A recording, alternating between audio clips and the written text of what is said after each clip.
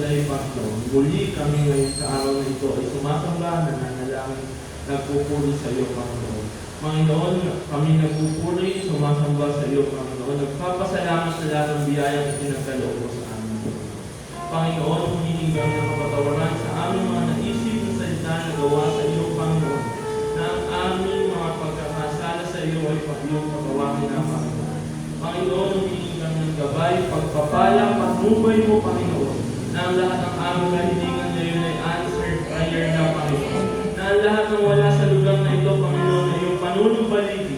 Na ang lahat ng may sakit ay iyong pagagaling, Panginoon. Na ang lahat ng pagkukulang sa pinansyal, Panginoon, ay iyong muling pagpapalaan, Panginoon. Ito ang aming samudilig sa ngalan ng Ama, sa Anak ng Espiritu Santo. Amen. Purihin ang Panginoon.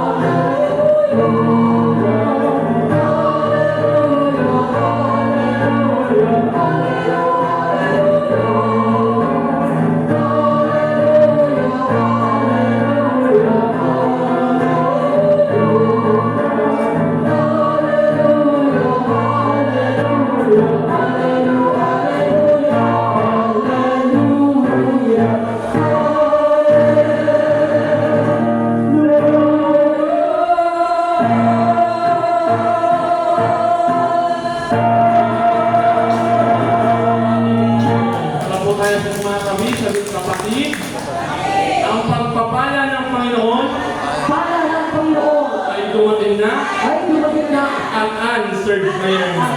Kaya natin ang Panginoon, tuloy natin ang malakas na nakapagpapalala ng Panginoon.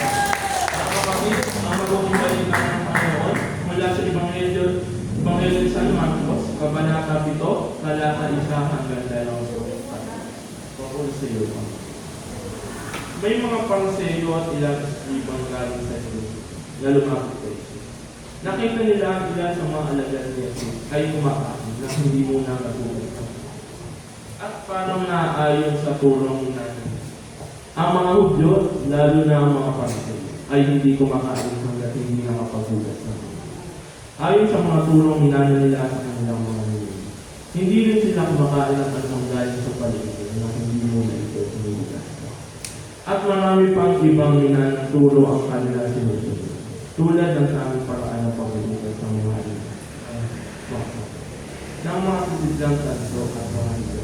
Kaya tinanong nila si Jesus sa mga Pariseo at Israel, bakit hindi sumusunod ang mga alagad mo sa mga turo ng ating mga kumain sila na hindi man lang nagulas ng kamay, ayon sa mga nuro. Sinagot sila niya, tama ang mga hula ni sa iyo tungkol sa inyo. Mapag-imbabaw kayo nga kayo, gaya ng kanyang sinuri. Paggalang na handog sa akin ng bayan ko'y pag-imbabaw yan, sapagkat sa bibig at hindi puso ito bumili. Pagpunit pagsambang ginagawa nila yung walang kahuspulo. Ang utos ng tao ay tinuturong utos ng Diyos. Nawawalang kabuluhan ang inyong utos ng Diyos at mga sinusunod ninyo ang mga turo ng tao. Sinabi pa ni Jesus, kayusay ng paraan ninyo sa pagpapawalang bisa sa utos ng Diyos. Masusunod lamang ninyo ang mga tulong inamin ninyo. Tulad nito, iniutos ni Moises na igalang ang inyong mga amat niya at ang magsalita ng masama sa kanya ama't ina ay hindi dapat mo. Ngunit itinuturo niya, kapag sinabi ng isang tao sa kanyang ama't ina, ang anumang maitutulong ko sa inyo ay ito. Alalaw bagay, ninain ko ito at salita. Hindi na ninyo pinagintulot ang tumulong para sa kanya. Sa ganitong paraan, nawawalang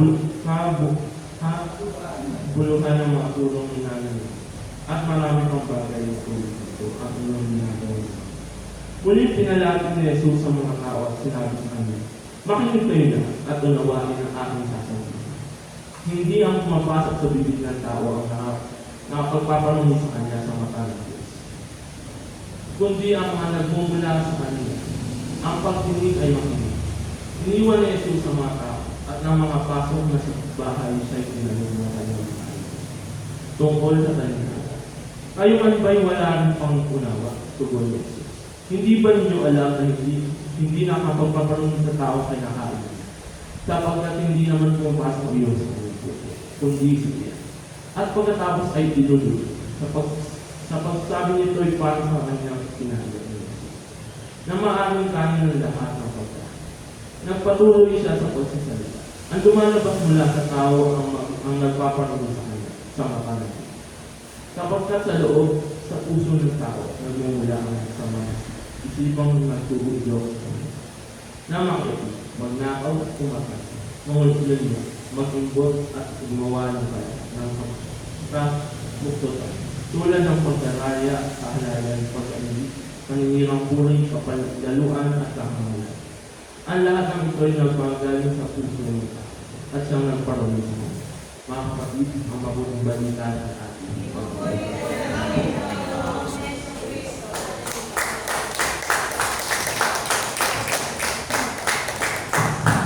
Palakpakan po natin ang Panginoon. So, tayo po po sa presensya ng ating Panginoon. At ako po'y bumabati sa inyo sa pinagpalang hapon, mga kapatid. Ayan. So, ngitian mo yung katabi mo. Sabi mo sa kanya, check yun. Answered prayer. Amen. So, mga kapatid, sa hapon po ito, ang pagsama na nais ko pong ibahagi sa inyo ay pamapatid ko pong what defiles a man? O ano ang nagpapauni sa isang tao? At ang tema po nito, the Messiah teaches about character of a person. Itinuturo ng Panginoon kung ano ang dapat maging ugali ng isang tao at pagkilos. Alam niyo po tayo, maski mga Pilipino, may kalinisan po tayo, di po ba? Amen? Nasa kamay dito ng may kalinisan. Yan, sa mga gamit, sa bahay, sa pananamit, sa sarili. Bakit po? Kung tingnan po natin mga kapatid, hindi naman sinasabi ng Panginoon na masama ang maging malinis. Amen? Kundi ang pagkakataong ito ay ginagamit ng Panginoon para mas lalong ituro sa tao ang malalim na kaunawaan patungkol sa kalinisan ng ating pong buhay at puso. Kaya nakikita po natin dito po sa Ebanghelyo ating binasa ngayong hapon ito, ay pinapakita ng Panginoon, mga kapatid, ang isang bagay na nais matutunan at maituro sa mga tao. Kasi nga, alam niyo mga kapatid na may Escriba at Pariseo, talaga po sila istrikto pagdating sa kautusan. At ang kanilang sinusunod ay ang kautusan ni Moises. Kaya nakikita po natin, pagdating sa kalinisan ay number 1 po sila, at pagdating sa pagsunod sa kautusan ay number 1 pa rin sila. Kaya yung mga panahon na yun, initignan mabuti ng Escriba at Pariseo at ang mga taong hindi naniniwala kay Kristo kung totoo ang kanyang sinasabi na siya'y anak ng Diyos at siya'y Mesiyas. Amen? Sapagkat pag sinabi po natin anak ng Diyos, ay sumusunod sa Diyos. Kapag sinabi natin anak ng Diyos, ay tumatalima kung ano ang nais ng Panginoon na gawin ng bawat isa. Kaya nakita po natin, nagtaka yung mga Escriba siya, bakit? Sapagkat sa kanila, bago kumain ay kailangan maghugas ng kamay. Tapos ang kamay, dito maghugas ng kamay bago kumain. Kahit ang akutsarang ginito, diba? Minsan naman, di na naghuhugas, nag-a-alcohol. Ba? Nag-disinfect mga kapatid, nag-sterilize ng mga bagay. Kaya makita niyo yung mga tao sobrang linis, pag kumain sa restaurant yan, ako walang tingin ng kapupunas ng kutsara ginito. O kaya naman yung iba yung humihingi ng mainit na tubig at ibinababa doon ang kutsara at tinidor. Bakit? Hindi naman masama yun eh. Kapag ikaw ay health-wise, kailangan maingat ka sa iyong sarili. Hindi lang basta banat ang tanan. Hindi lang basta kain ang kain, kundi tinitiyak natin kung tayo health-wise, mga kapatid, na malinis ang ating kinakain at malinis ang ating sarili. Nasa kamay ng malinis sa katawan. Nasa kamay ng malinis sa katawan. Number 1, itinuturo ng mga magulang natin yun. Kaya anong araw, hindi po naman uso yung mga nabibiling pangkuskus ng katawan. Panghilod talaga. Kung hiluran ka sa likod, kung hiluran ka sa binti, sa alak-alakan, o sugat-sugat. Ano ba? Talagang nililinis silang mabuti, mga kapatid. Kasi number 1 naman talaga ang kasabihan, mga kapatid, godliness, cleanliness is next to godliness. Amen? Kaya makita po natin, kinuha ng Panginoon ang pagkakataong ito upang ituro sa tao ang higit na mahalaga na dapat ay manatiling malinis ang tao. Kasi may mga tao after lang ang kalinisan sa labas, pero pagdating sa kalooban ay wala. May mga tao din naman na ang linis-linis ng kapaligiran, pero pag pumasok ka sa bahay, gusto ko Panginoon ko. Ba? Bakit? Lalo na kumiterish yung bahay, hindi naman pumapasok ang mga tao, hindi talaga nililinis. Yung labas lang na mabubungalan. Pero natinutukin ng Panginoon dito, may mas malalim pa na dapat kayong makita. Na hindi dapat nabubuhay ang tao sa panglabas na kalinisan, kundi dapat pati ang panloob na pagkatao ay malinis. Kaya kita po natin, there are always have been 2 basic religion in this world. Amen? Mayroon pong basic religion sa mundo ito, 2 klase. Alin po yun mga kapatid? There is a religion that stresses the outside, and there is a religion that stresses the inside. Amen? Kaya makita nyo, may mga tao, ang kabanalan ay pakita lang, pakitang tao. Kaya nakita nyo, yung mga tao nagsisimba, ako talaga, mahaba ng dati. Hindi nagpapaputol ng buko. Diba? Pag pumasok ng simbahan, hindi makabasag tingkan. Ang rosaryo ay lalaki. Amen? Pagka tinignan mo yung kanyang bag, ako puro librito ng mga mga kapatid, nobena sa mga santo. Amen? At makikita mo siya, napaka-modest niyang pumasok sa loob ng simbahan. Pero tinan niyo pagka lumabas naman, Sus Mariose, parang hindi ka gagaling lang sa simbahan. Parang hindi kumain ng katawan at dugo ni Kristo. Amen? Kaya yung pinapakita ng Panginoon, huwag kayong mabuhay lang sa panglabas. Mabuhay din kayo na malinis ang inyong kalooban. At tingnan niyo katabi mo, mukhang anghel ngayon. Di makapasok. Diba? Pero na tinuturo ng Panginoon, mga kapatid, in external religion says, be physically and morally clean. Alam niyo yung mga tao na nakatingin lang sa panlabas, di ba? Ang lagi lang tinitingnan niya, o maganda ba ako? Mabango ba ako? Okay ba mga kuko ko? Okay ba yung ngipin ko? Yung suklay ko ba ng buhay? Okay. Ewan ba? Pero kung makikita niyo, okay naman ang kanyang aura, pero pagdating sa pag-ugali, hindi okay. Ewan ba? Kaya kita natin na sinasabi, mga kapatid, external religion develops a system of laws to govern behavior. Amen? Kaya nakita po natin, mga kapatid, kung ang isang tao ay totoo, mga kapatid, na nakakilala sa Diyos sa totoo may kabanalan, ako, makikita mo ang kanyang pag-uugali na talagang napakaganda sapagkat ito'y nanggagaling sa malinis niyang kalooban. Amen? Ano bang sinasabi, mga kapatid? Internal religion behaves out of a heart of love and respect for God and man. Ang tao may kalinisan, mga kapatid, ang kalooban. Iyan ang tao may takot sa Diyos, may paggalang sa Diyos, nagmamahal sa kanyang kapwa, at may respeto sa sino mang tao na kanyang nakakasalamuha. Amen? Bakit? May mga tao, mga kapatid, talaga naman mapamili ng tao. Di ba? Pagka makikita mo, nasa loob na ng simbahan, pag ang katabi ay hindi niya tayo, ang mga kasuotan at malayo sa kanyang kasuotan, ay lumilipat. Ewan ba? At kung magsalita sa kapwa, ay para bang siya na ang pinakaligtas. Amen? Parang siya na ang pinakamataas, wala siyang respeto sa kapwa. Pero isang taong tunay na nilinis ang kanyang puso, makikita mo yan sa pagbabago ng kanyang pag-uugali at pagkilos.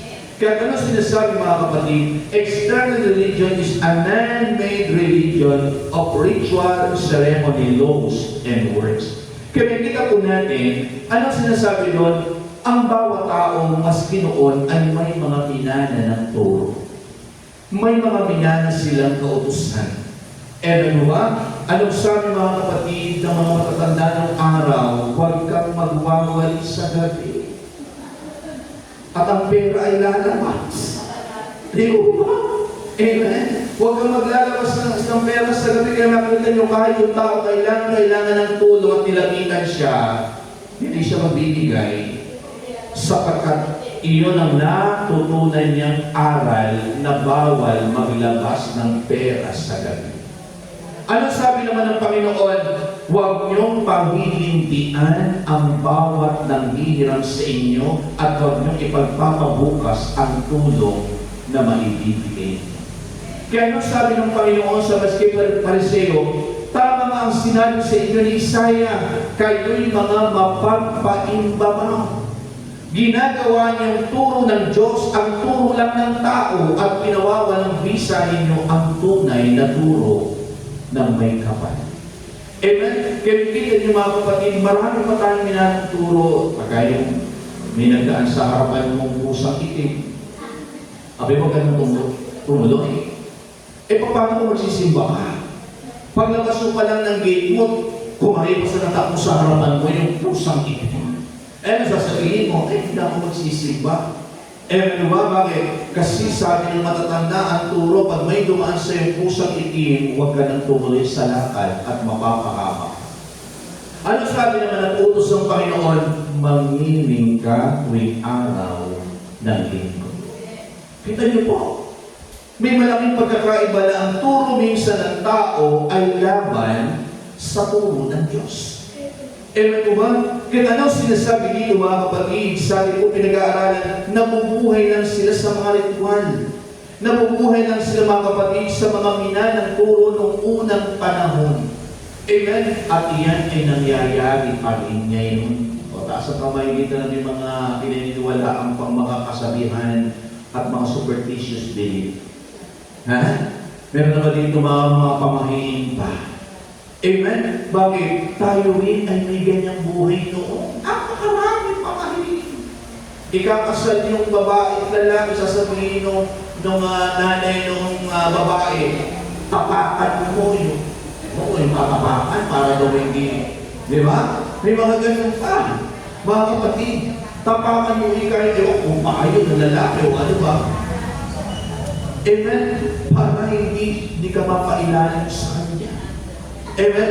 Pero hindi ka po natin, may mga paniniwala tayo na hindi tama. Ano naman ang sabi ng Panginoon sa mag-asawa? Ikaw, babae, pasakot ka sa iyong asawang lalaki. Kita niyo po laban lagi ang mga pinaniniwalaan ng tao sa mundo at sinusunod ay laban sa turo ng Diyos. Amen? Kaya nga sinasabi nga nila, very strict sila, hindi sila kumakain, hindi naghuhugas, tapos sumagugas siguro sila ng plato, halos numibis na yung plato, kakakaskas nila. Di ba? Hindi sila umiinom sa mga inuman na hindi muna nililinisan. Yun naman ay tama naman yun. Pero kung ang lahat ng yun ay nagiging dahilan para lalo tayo malayo sa Diyos at hindi masunod ang kanyang kalooban, yun ang hindi na maganda. Amen po? Kaya ano sinasabi dito mga kapatid? In this passage, Christ used the occasion to teach one of the most important messages.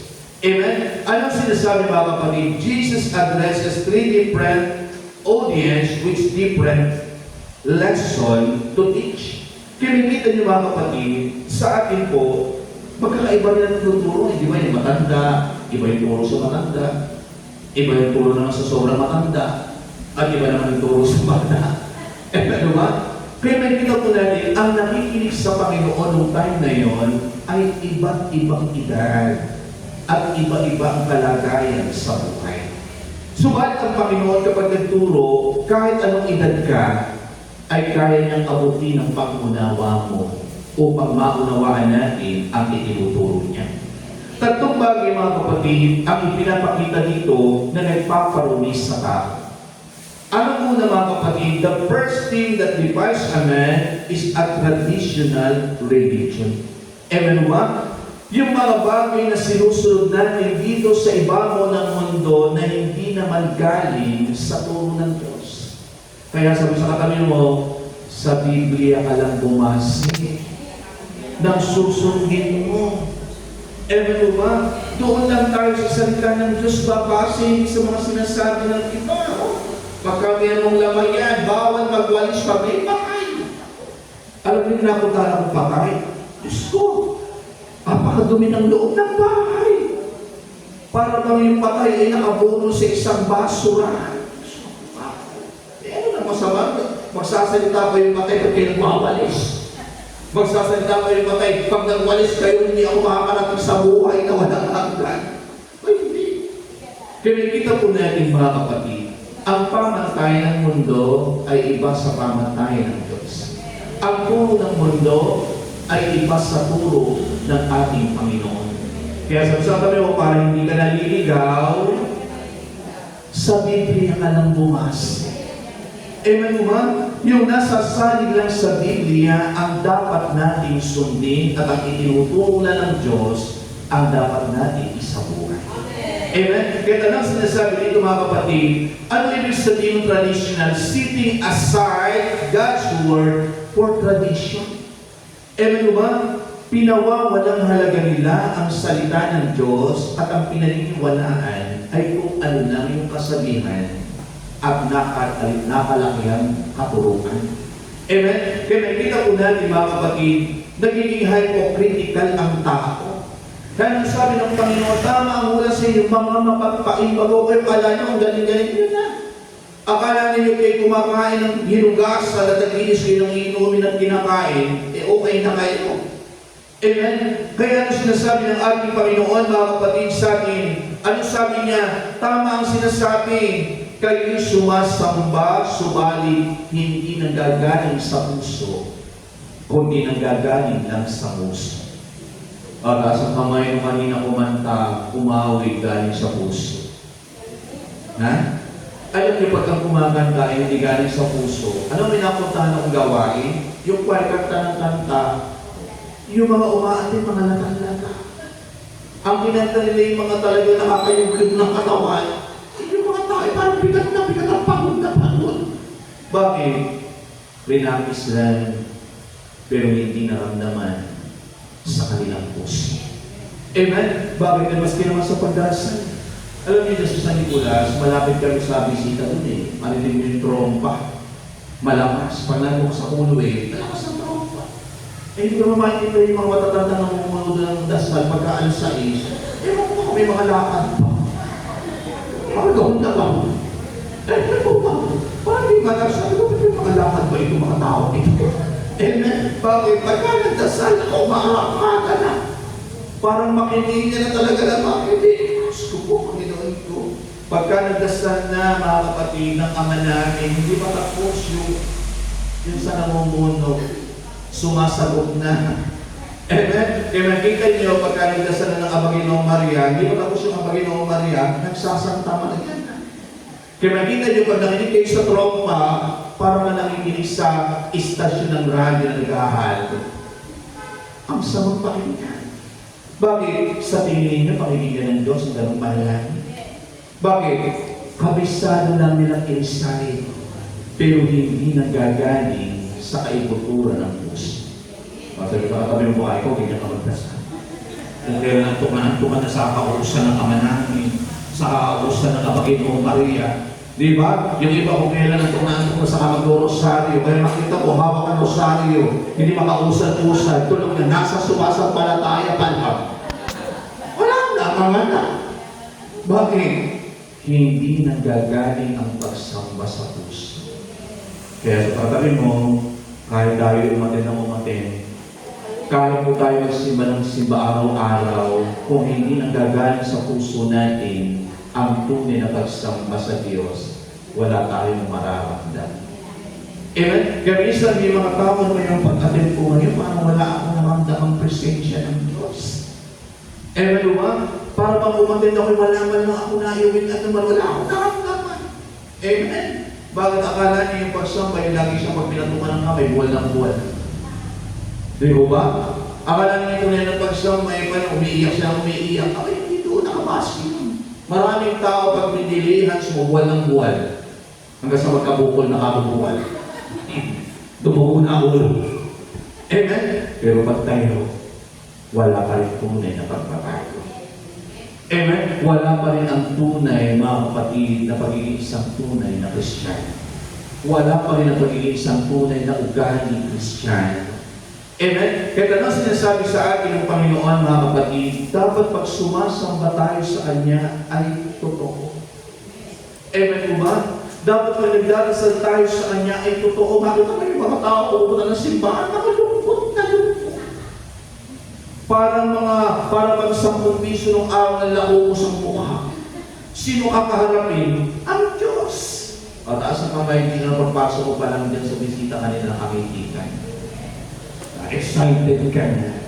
Alam ni Lord yun. At alam ni Lord yung hinilala. Di mo ba? Alam ni Lord yung itinex lang. Pero alam ni Lord yung totoong laging inaabangan ang araw ng pagsamba, ang araw ng pagpupuri at pasasalamat ni Yahweh. Eh, di ba? Pero pagtabi mo, abay mingiti ka. Ang larawan ng tunay na Kristiyano ay masayang tunay. Abay may nagsabi sa akin na ganyan, mga kapatid nito, may nagtanong sa kanya kapitbahay, ang tanong niya, saan ka ba galing? Eh, nagsimba. Eh, nagsimba ka ba? Eh, parang galing ka sa lamayan. Parang ikipapang-pataakbuyan ako yan. Ako po. E taas ang kamay dito, na kahit hindi ka magsasabing galing ka sa simbahan, nakikita ng tao na galing ka sa pagsisimba. Galing ka sa pagsamba. Eh, kasi may mga tao pagkasimbahan na pupuntahan, mabibigat ang paa. Eh, ano ba? Ang laging sinasabi, may rayuma, may pasak. Pero ang imbitahan sa birthday yan, nauna pa sa'yo. Amen po ba? Amen? Kaya nakita po natin, mga kapatid, ano ang pangalawa na nagpaparumis sa tao? The second thing that defiles a man is a bold word. Ano sabi ng Panginoon? Hindi ang pumapasok sa inyong bibig ang nagpaparumis sa inyo, kundi ang lumalabas sa inyong bibig. Tingnan mo yung bibig ang katabi mo. Kamukha ba ng bibig ni Mama Mary? Nasa kamukha ng bibig ni Mama Mary. Alam niyo, bigti Mama Mary, napakakipo. Hindi niyo ba napapansin? Taas ang kamay din nakakita ng maluwang ang bibig ni Mama. Kasi si Mama Mary, hindi basta agad-agad nagsasalita. Maski nung time na si Jesus ay pinaghihirapan, wala, puro iyak lang siya at dasal. May mga tao pag may problema, daldal ng daldal. Lalo na kapag walang kapera-pera. Hindi lang daldal, bumanga ng bumanga. Kaya yung bibig niya hindi nalibigan na bumanga. Kaya may kita ang sinasabi ng pagtinutulong niya dito, hindi ang kinakain. Ito totoo naman po yun. Nasa kamay na kumain na ng sardinas. Ayan. Nung kumain kayo ng sardinas, ano dinigay niyo? Hindi naman minuto. Ano? Dahil kung ano daw ang kinain natin, ay siya idinigay natin. Amen? Kung totoo ang kinakain natin dito ay salita ng Diyos, yan din ang ibibigay mo sa labas. Pag-alis mo rito. Amen? Kaya ako, mga kapatid, lagi kinukwento, may isang kapatiran tayo, dahil ng anniversary ng gawain. Nag-commute. Di syempre, sa monumento, may mga jeep dyan na NLEX, pupuntang Malolos. Nung sumakay, kasunod niya ako, siya unang sumakay, naku, nandoon sa may tabi ng istribo, doon sa may akyatan, nakahindaraan na doon. Nakapugong ng El Shaddai na panyo na malaki. Ano may pangalang El Shaddai? Ang bracelet ay ganito kakapal ng El Shaddai. Di ba mga kapatid? Ako nakahindaraan na rin bayo niya. Ano ba? Ang hirap-hirap umakyat. Bakit? Nakapahalang yung paa. Akyat ka nakapahalang. Ano ba? Di ba huwag umakyat dahan-dahan, baka matapakan. May isang estudyante na may kausap sa cellphone. Siyempre, pag kami kausap sa cellphone, parang medyo hindi ka nakapokus. Pero ba? Umakyat, hindi napansin yung paa niya natapakan. Mga kapatid, alam niyo bilang nagising at nagmura. Siya, ako. Ano ba? Alam niyo, nung magmura, lumipat ako ng upuan. Bakit? Patong pa rin kami may bracelet ng tension. Ako sabi ko, nakamana. Lumipat ako sa malapit sa lipan ng driving. Alam mo ba? Kung ano na pinagsasasabi. Amen. At ang iginagahiya ko, nakapugong siya ng malaking panyong puti na nakalagay ay red na El Shaddai. So, sabi ko, Lord, barahan mo na po ang bibig nito. Nakakahiya. Amen? Bakit? Ang kasuotan niya ay pagkabanalan. Pero ang bibig niya, ewan ko ano. Amen ba? Bakit? Yung sinasabi ng Panginoon kahit anong kainin ninyo, hindi yan magpagpaparoon dahil sa tiyan niyan pumupunta at hindi sa puso ng tao. Kaya na sinasabi ng Biblia, in abundance of our heart, the mouth speaks. Kung anong laman ng puso ng tao, yun ang lalabas sa bibig niya sa mga salitang bibitawan. Para sa kamay dito ng magandang pagsalita, nakaka-bless. Pag nakapag-kwentuhan ka, uuwi ka, bless na bless ka.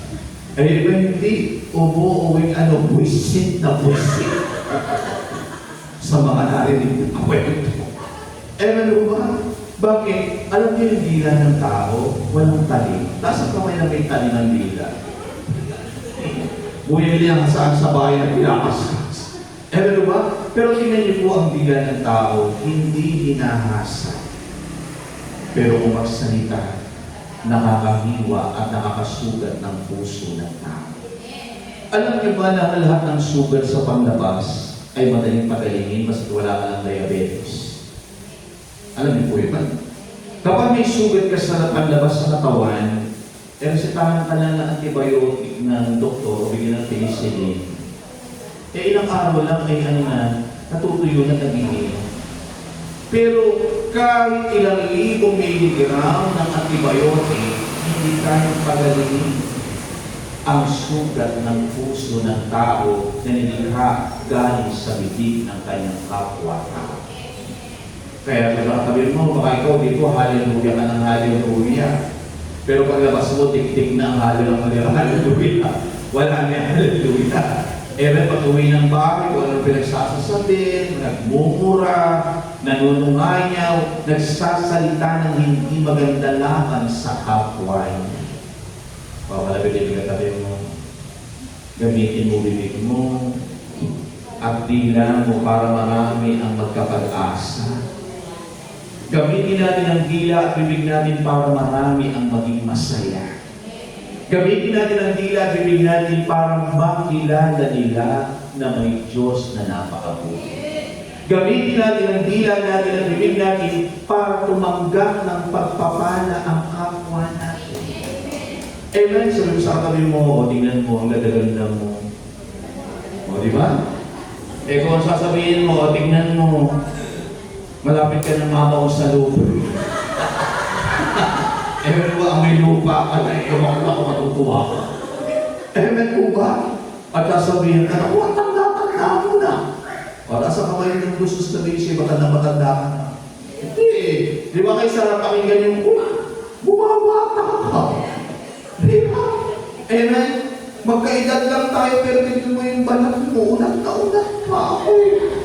Ang dami mo nang ginamit na lotion, ay kulpot pa rin ang Di ba napakasarap pakinggan yun? Ewan mo ba? At ikaw sinasabi ng Panginoon, ang nagpapawis sa inyo ay hindi ang kinakain nyo, kundi ang lumalabas sa bibig ninyo. So what defiles a man is not what he eats and drinks. Hindi nakabase sa kinakain ng tao ang mga kapatid, ang karumihan. Ewan mo ba? Ang nagpaparumi sa tao. Amen? Sasabihin mo, ba't ka nagmura? Kasi kumain ako ng leche flan. Hindi naman doon yun. Di ba? Bakit ka nangintas? Kasi kumain ako ng minudo. Hindi naman doon yun. Pasensya ka din. Pag kumakain ako ng minudo, nagiging palapintasin ako. Hindi naman doon yun. Tapos ang kamay dito pag kumain ng minudo, palapintas. Wala. Hindi doon yun. Kaya nga sinasabi dito mga kapatid, the kingdom of God is not a matter of eating and drinking. Tandaan po natin, ang kaharian ng Diyos ay hindi nakabase, ang pagpasok sa kanyang kaharian ay hindi nakabase sa kinakain natin at iniinom natin. Amen ba? Hindi ko yung isa kumain ng hamon, ikaw naman ay tuyo lang, hindi sasabihin nyo lang yung kumain ng hamon ang mapupunta sa langit. At yung kumain ng tuyo at daing ay maiimpyerno. Walang ganun. Amen? Kaya yung sabi ng Panginoon, dahan-dahan kayo sa pagsasalita. Huwag na kayong magmumura, manunungaya, magsasalita ng masakit sa iyong kapwa. Huwag na kayong magmamaliit ng inyong kapwa. Amen mo ba? Bakit? Ano sabi ng Panginoon? Pagdating ng takdang panahon, pananagutan ng tao ang bawat salita na nabutawi sa kanyang bibig. Pananagutan. Pag sinabing pananagutan, may punishment, may parusa. O, lagay niyo yung dalawang kamay niyo sa bibig niyo. Lagay niyo yung dalawang kamay niyo sa bibig niyo. Lagay niyo po, lagay.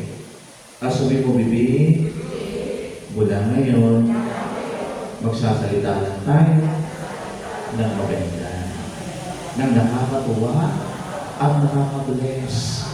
And may ba, ano sa inyong bibig? Sabi na sa inyo, yung bibig din ayaw magsalita ng masakit. And may ba? Ano po yung mga lumalabas sa bibig ng tao?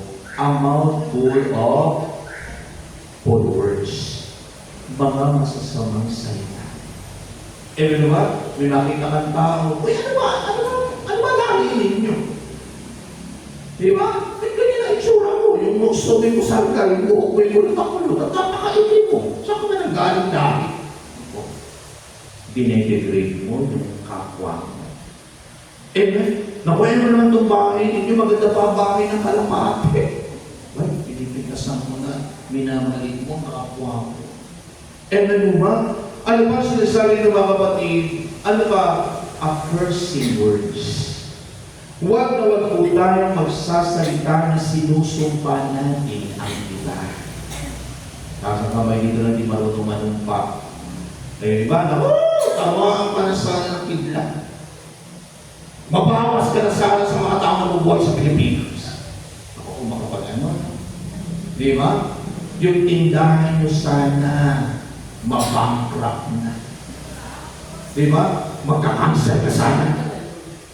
Ay, ganun yung mga cursing word. Eh, bakal mo ka sana. Di ba?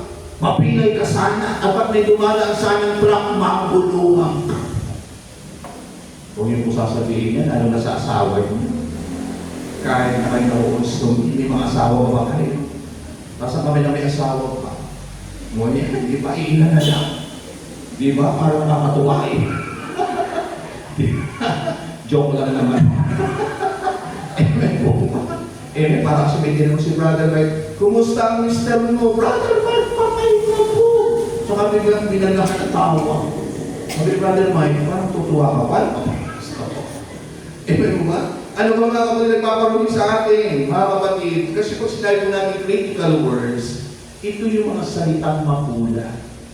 Pinupulaan mo ang iyong kapwa. Ano ba yung klase ng pamumula, yung mga kapatid? Ako, yan yung tatula ng yung asawa niya.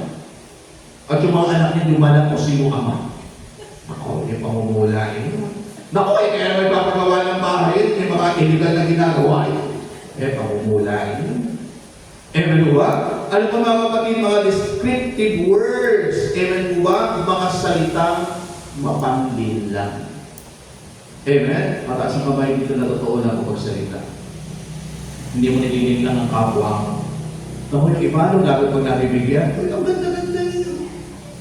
Di ba?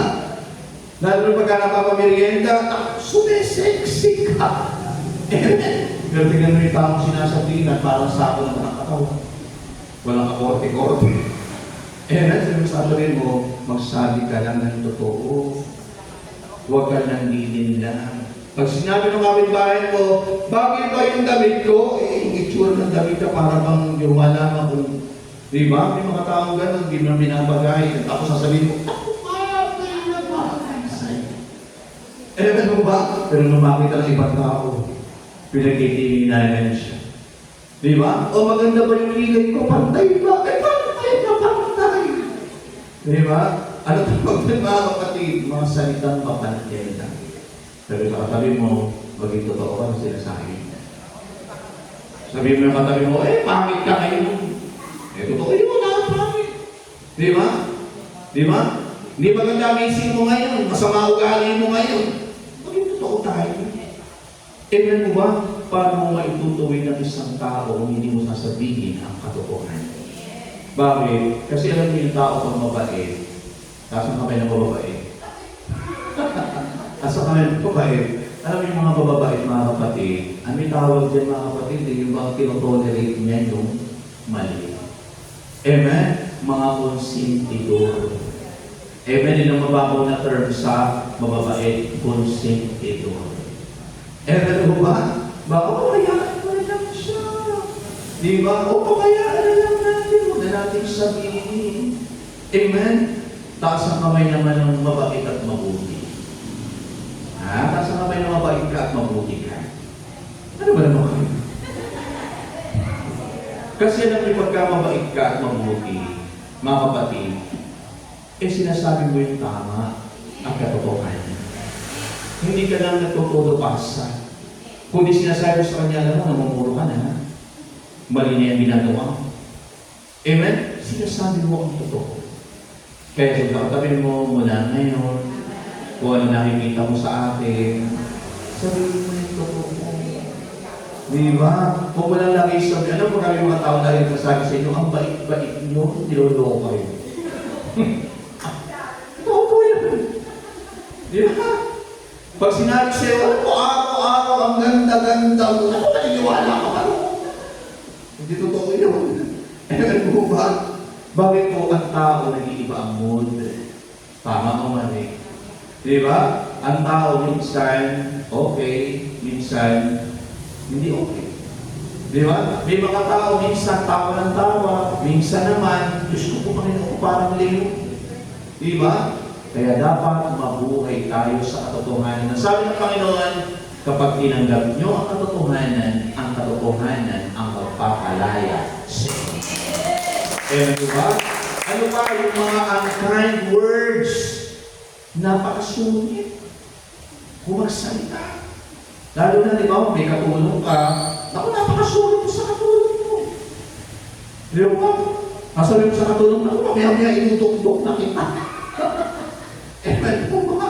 Minsan iyakaksa ko na muso mo sa kalsada. Mga kapatid, may mga ganong mga pananalita, mga unkind words. Wala man lang bang ka-care sa taong pinagsasabihin.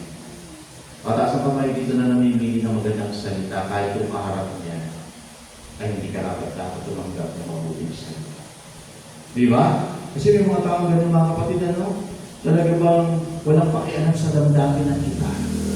Masaktan ka na kung masaktan ka, tanggapin mo o hindi. Ay, hindi ganun. Ang tao ito ay natin ligaw. Ba? Hindi yung sa harapan ng mga kung sino-sinong tao, saka mo siyang pagsasalitaan. Di mo ba? Ako! Yan, kausap yun na yan. Ako, pausap utang sa akin yan. Di ba?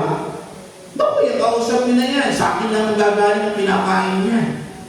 Opo, napakasobra naman. Parang siya na may-ari ng buhay ng tao. Ba? Ano ba mga kapatid, sinasabi mo ito, mga uncaring words. Ba? Di ba, may isang tao, masakit yung tiyan. Di ba? Ano sabihin? Umpisa na yan, sinisinyo ka na dito. Di ba? Wala ang kino, wala namang sinasabi. Di ba nga, hilutin kita. Kundi ang gagawin, walang katapusang paninis. Di ba? Nung magkasakit ng cancer, nakarma mo na yan. Baka naman ang sinabi na, maganda na, ipapagdasal ka namin. Ma-uncaring words. Ano ba? Kaya yung makabi mo, bago ka magsalita, isipin mo muna. Ang sasabihin mo, kung ito'y makakabuti sa makakali. Anong sabi ng Panginoon? Sikapin ninyo na ang inyong sinasabi ay magiging kapakinabangan ng mga nakarinig sa inyo. Taas ang kamay ng magsalita, makikinabang ka sa sinasabi. Taas ang kamay. Naanto kang buhay. Alam mo yung mga tao, pagka yung nagsalita, nakikinig ka talaga. Ano ba? Hindi ka na nagsasalita, tumatakbo ka na lang sa sinasabi niya. Di po ba? Bakit? Dahil maganda at may pakinabang yung mga sinasabi niya. May mga tao naman, kwento ng kwento, pabigilin nyo na kaya. Kung di ba may skater ko na bibigyan. Bakit? Walang magandang natututunan. Pataas ang kamay ng mga magulang na ang dahil natutunan ng inyong mga anak na kapakinabangan sa inyong mga salita. Anak, mag-aaral kang mabuti. Di ba? Unahin mo muna yung pag-aaral, huwag muna yung mga ligaw-ligaw o mga boyfriend-girlfriend. Pag nakatapos ka anak ng pag-aaral at may maganda ka na buhay, sumili ka. Di ba? May mga ganun mga kapatid na mananalita kapag pakinabang. O anak, maging magalang ka dahil ang paggalang ay napakainang na ugali ng tao. Di po ba? Sapagkat ang sinasabi ng mga kapatid, what comes out of a person's mouth shows what his thoughts are. Kung ano daw yung sinasabi ng tao, mga kapatid, ay nagpapakita kung ano may pag-iisip na uri siya. Amen? Pataas ang kamay ng madaldal. Masalita. Makwento. Alam niyo, para makilala mo ang tao, anong klase siya, makipagkwentuhan.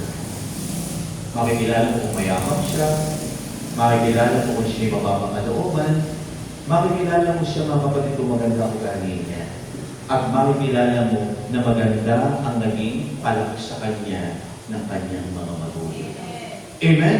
Kaya kilala ng tao, alam nyo, kapag ang tao hindi masalita, ang sabi nga nila, danger. Amen? Ang hirap ang samahan ng tao hindi nagsasalita. Bakit? Hindi mo mahuli ang damdamin niya at kalooban niya dahil hindi mo narinig ang sinasabi. Pero nagiging close kayo kapag meron kayong conversation. Nakikilala mo, nagiging best friend mo ang tao saan nagsimula? Sa pagkakilala at sa inyong kwentuhan. O O, taas ang kamay dito na nakilala mo ang mister mo mabait kung kayo ay nagliligaw na. Brother boy, kung alam ko na. Ano ba? Kasi alam nyo, mga kapatid, pagka nagliligawan kasi, puro magagandang salita. At sasabihin sa'yo, ang ganda ng mata mo. Ang ganda ng pilik mata mo. Diba? Yung buhok mo, shiny, at saka napakasipag. Ano ba rin mo? Ano ba? Pero iba, tingnan niyo yung magkaibigan. Yung best friend. Kita niyo po sila, bakit hindi niyo siya mapag-iwalay? Diba? Kahit po maghapon, sila lang magkausap. Okay lang. Bakit?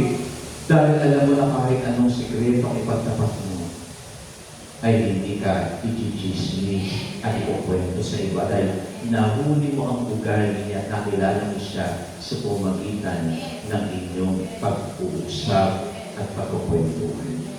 Amen? Kaya sa katabi mo, makita mo sa iba kung ano ka sa pamagitan ng mga pananalita na lalabas sa bibig mo. Amen mo ba? Kaya ano sinasabi, a person's mouth reveals his mind and his heart, mga kapatid. Ipinapakilala ng mga sinasabi natin kung anong klaseng isip at puso mayroon natin. Sabi mo sa katabi mo, ang bait-bait mo. Sabi sa katabi mo, ang bait-bait mo. Kasi yan ka pag nagsalita ka na naman ko ang kabaitan mo. Amen? Kaya nga sabi sa Romans chapter 3 verse 30 to 14, itong matindi mga kapatid, sabi sa Romans chapter 3 verse 30 to 14, ang lalamunan nila'y tulad ng mga libingang bukas na kubo. Pasang kamay dito na gusto-gusto makita ng nichong bukas. Ano sabi dito? Ang lalamunan nila'y parang mga libingang bukas na kubo. Parang nakakatawa. Ewan ba? Anong tinukoy doon? Lalamunan? Amen? Bakit? Sapagkat hindi magaganda ang lumalabas sa kanilang bibig.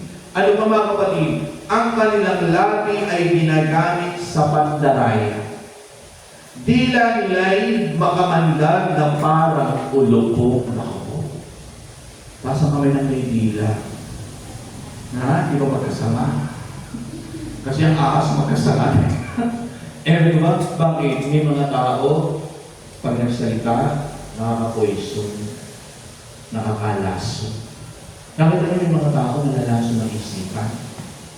Nagiging iba ang pananaw. Saan galing? Sa mga taong nagpasok sa isipan niya ng mga salitang lumasok sa kanya. Eh, may ba? Mataas ang kamay na ang dila mo, dilang anghel. Di ba sabi na, magbilang anghel ka sana. Eh, mas naman masabi siya, magbilang ahas ka sana. At mas maganda doon. Di ba? Magbilang anghel. Bakit? Kapag ang anghel nagsalita, rin nang magsalita na kapatid, ang anghel Gabriel kay Maria. Anong inilabas na kanyang lagi? Himala ng Diyos. Kapangyarihan ng Diyos. Eh, di ba? At ano naging laman ng kanyang dila kahit kay Maria, mga kapatid? Ang sinabi niya na sinunod ni Maria at isinabuhay ang nagbigay sa kanya ng kapurihan. At bawat saling lahi ay pinupuri si Maria. Amen ba? Kaya mga kapatid, ingatan niyo ang inyong dila. Pasang kamay uli ng may dila. Dila. Amen? Huwag natin gawin katulad ng ahas ang ating dila. Ulupok ang tinukoy dito, mga kapatid, makamanda na lason ang dala. Amen?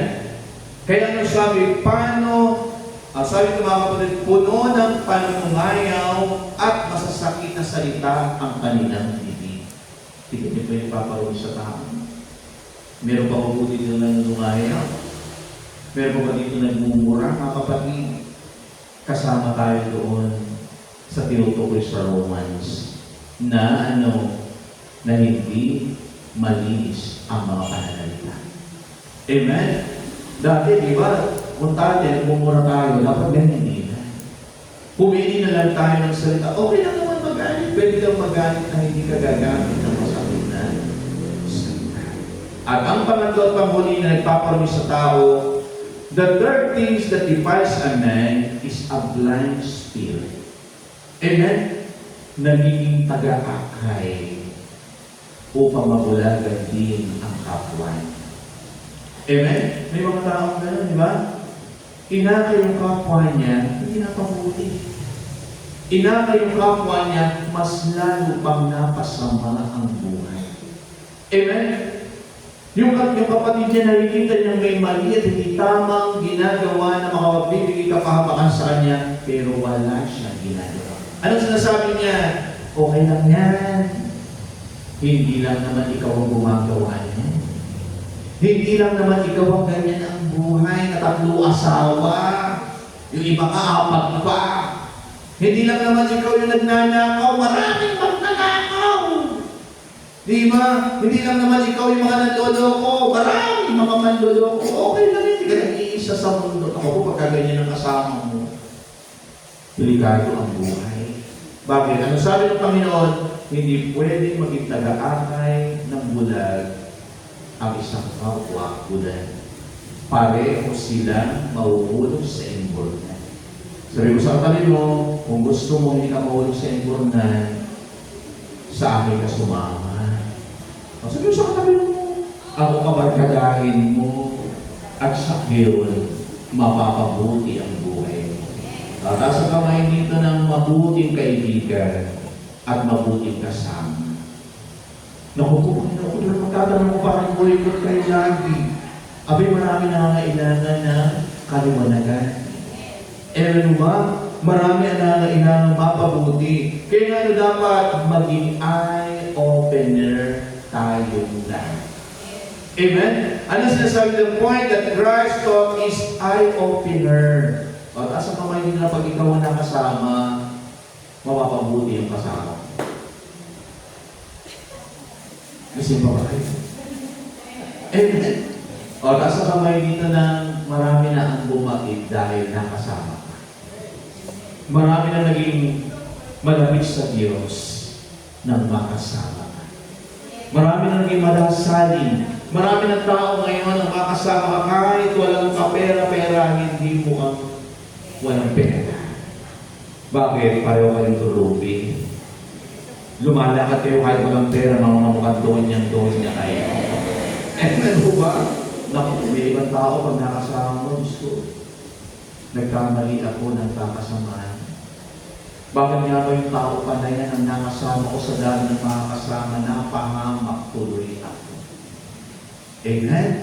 Kaya kapag pipili kayo ng inyong mga kasama, isa dyan sa katabi niyo. Pati na yung katabi niyo. Naku, pag yun ang kasama mo, lagi kang may ilaw. Lagi kang may liwanag at ilaw. Ano ba? The disciples were extremely concerned over Christ having offended the religious delegation from Jerusalem. Kaya nga alam niyo yung mga alagad, hindi na maintindihan siya sabi ng Panginoon. Kaya ano sabi ng Panginoon, kayo kasi kayo iba.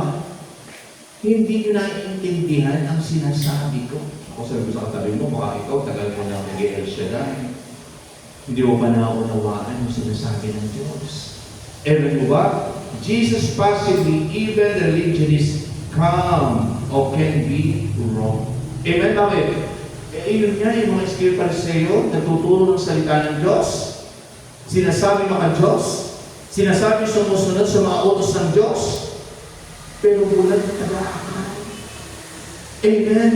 Mahirap naman yata. Sinasabi mo na sa El Shaddai ka, sinasabi mo lingkod ka ng Panginoon, sinasabi mo ikaw ay nagbagong buhay na tumanggap na kay Kristo. Bakit ganyan ang klase ng buhay mo? Wala pa rin sa ayos hanggang ngayon. Ano ba? Kaya sa katabi mo, huwag ka lang hallelujah ng hallelujah. Huwag ka lang praise the Lord ng praise the Lord. Huwag ka lang sumabay sa indahan at kantahan, kundi dapat makita sa buhay natin na si Kristo nga ang nag-ahari sa puso. Amen ba? Kaya ang sinasabi, mga kapatid, two tragic things about religious. They are in the visible church, but they have not been planted by God. Sila'y pumapasok at lumalabas sa simbahan, pero kahit minsan, hindi natamnan ng salita ng Diyos ng mabuting balita ang puso nila. Nakuha niyo po yung point? Mukhang galing sa simbahan, mukhang nagsimba, mukhang nagdominaryo, pero paglabas ng simbahan, wa pa rin wa. Ano ba? Ang napakasarap, pag tinanungan ng anak mo pagdating, alam ko sa simbahan ko galing. Nandiyak sa prayer meeting ka galing.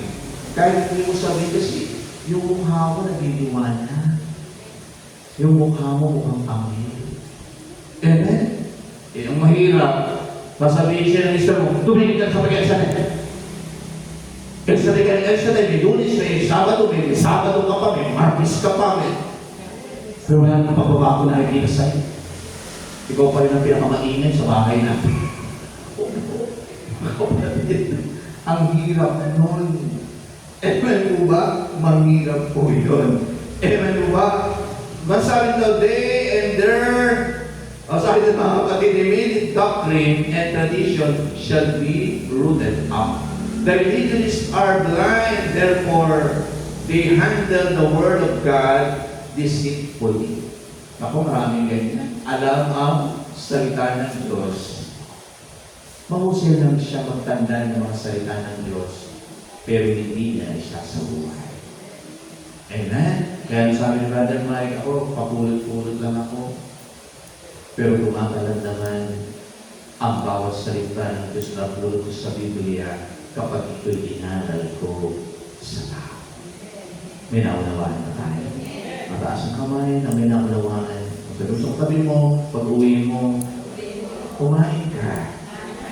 At hindi yun ang magpaparami sa'yo.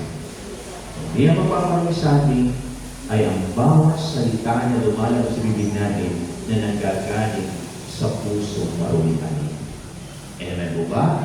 Alam mo, sabi ng Panginoon, gawin natin kalugod-lugod tayo sa Kanyang harapan at ang Diyos na hindi nakikita ay makikita sa atin na tumalas. Magsilay po tayo. Tasal natin kamay sa Panginoon. Kasabihin natin, Lord, ako pinasayarapan sa oras nito. Patinaan ko po sa inyo na hindi pa rin po ako perfecto. Na kuminsan, natatangay pa rin ako na makapagsalita ng hindi maganda sa ating kapwa. Lord, ingatan niyo po ang puso ko. Linisin niyo po ang puso ko. Ingatan niyo po ang labi ko. At punuin mo po ng magagandang balita, Panginoon, ang puso ko upang alam na ihayag ko ay makapagpapaganda rin sa buhay ng aking kapwa na makarinig ng bawat sasabihin. Kaya, Panginoon, narito po ako. Linisin mo ang puso ko, baguhin niyo po ako, at gawin mo kalugod-lugod sa iyong banal na harapan. Hallelujah.